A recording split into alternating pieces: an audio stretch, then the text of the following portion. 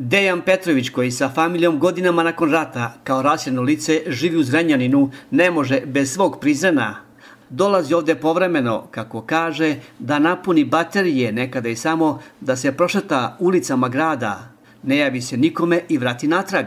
Rešio je, međutim, da nešto konkretno promeni na tom planu. Imam nameru da se vratim, zato što znam ko sam, znam šta sam, znaju ljudi ko sam, znaju ljudi šta sam, znaju ljudi da nikom nisam naudio, samo sam pomogao. Moj cilj je, znači, jedan i jedini da se vratim ovde sa njihovom pomoći, ako može, ako ne može, ja ću probati sam, mada teške su mi šanse da sam ostvarim, da se vratim, jer mnogo treba novca da bi čovjek ovde došao, privatno plaćao negde, tražio posao, našao posao, ako nema podršku nečiju, znači, to je u startu osuđeno na propast, ali ovde konkretno nemam neku imovinu da bi ja sad mi se gradilo nešto pa da ja to prodam, ko što verovatno ljudi su čudo. Znači neko ima i te skrivene motive. Ja imam jedini cilj i motiv je znači da se vratim ovde i da ovde živim kao nekad, jer je meni mesto ovde. Jednostavno sa nijednim drugim mentalitetom ne mogu da se pomirim, znači ne mogu da se uklopim jedino ovde. Ovde savršeno lepo komuniciram, znači i sa Albancima i sa Romima i sa Srbima. I jednostavno to je taj mentalitet moj, ovde sam rođen i normalno je da ovde treba i da jednog dana umrem, valjda. Ipak je ovo ovde kultura višeg nivoa u odnosu na taj sever tamo ili zapad, kako ga mi zovemo. Petrović je svestan situacije u gradu i na celom Kosovu uopšte. A pošto u Prizrenu nema ništa... Ja se nadam u pomoć crkve, jer na kraju krajeva u interesu crkve i parohije da se ljudi vraćaju ovde, jer ja planiram da ovu akciju malo napravim u širokih razmera, da u to makar 200 mlađih ljudi pronađem koji su zainteresovani, znači da ja pokušam da skupim neke sponzore, neke donacije, imam i Facebook grupu na kojoj baš imam dosta svojih pratilaca i idem na tome da promovišem preko sebe, znači povratak mladih ovde prvenstveno.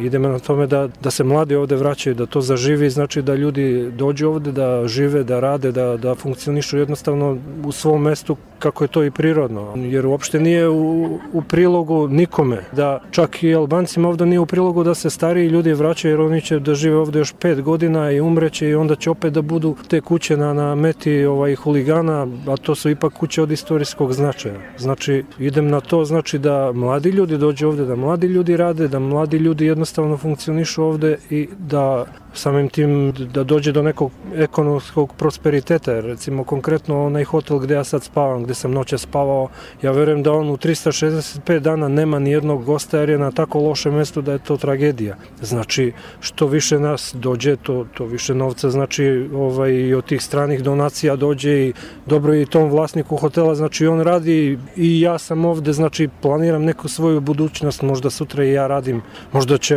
moj sad intervju da dođe do pravih ljudi, do pravih ušiju. Ja sad apelujem na te prave ljude da mi se jave i da pokušamo da sve ovo zaživi o čemu ja pričam. Znači nije meni cilj da ja dođem ovde sam i da sam živim i da jednostavno šetam ovim ulicama sam bez igde ikoga i bez cilja. On je po struci automatičar elektrotehnike, a pre rata je radio kao vozač u zdravstvenom centru. Priznaje da nije upoznat sa situacijom što se mogućnosti zapošljavanja tiče. Ne znam ništa, znači mrtva tačka. Jednostavno došao sam ovde i ljudi su mi rekli pa znaš, pa možda nije bezbedno, pa ovo, pa ono. Mislim, jednostavno nisam ja imao nikakvu viziju da li jeste ili nije bezbedno. Ako ne dođem i ne proverim na svojoj koži, znači neću znati. Ja obično ne verujem ljudima koji mi kažu, nego sve što me interesuje sam proverim. I nikad ne slušam nečije priče tipa, ovaj je rekao ono, ona je rekao ono. Znači odem, vidim i uverim se. Što se mene tiče, meni je ovde iskreno bilo bezbedno i 99. i 2000. i 2001. jer sam ja sve vreme sam o svom trošku dolazio kao turista, što je poražavajuće, ali kao turista dođem, prošetam i odem. Mislim, bukvalno nigde nikog, ali dođem, izbegavao sam da se slikam, jer mi je to jako ružno da se slikam u svom gradu i da to ovekovečim, da evo i sad nisam. Jednostavno želim da budem turista u svom gradu, eto tako me nešto vuklo, dođem, obiđem, prošetam sam ovim ulicama i odem jednostavno. Petrović ima i svoje viđenje Prizrena pre i posle 1999. kada je najveći broj Srba iz poznatih razloga napustio rodni grad. U meni ovaj Prizren sad jeste lepši, jeste noviji, moderniji. Pokušali su da zadrže onu njegovu dušu, što se kaže, izgradnjom tih kuća koje liče na one nekad kuće, ali to jednostavno više nije to. Govorimo o duši, znači ovaj grad jednostavno nije i ne može da bude isti kako bez Albanaca, tako i bez Srba, bez Turaka. Jednostavno to je jedna kompaktna celina, ti ako sad jednu stvar od toga izdvojiš, to više nije to. Jednostavno tu neko fali. Za Radio Kosovo iz Prizrena, Refki Alija.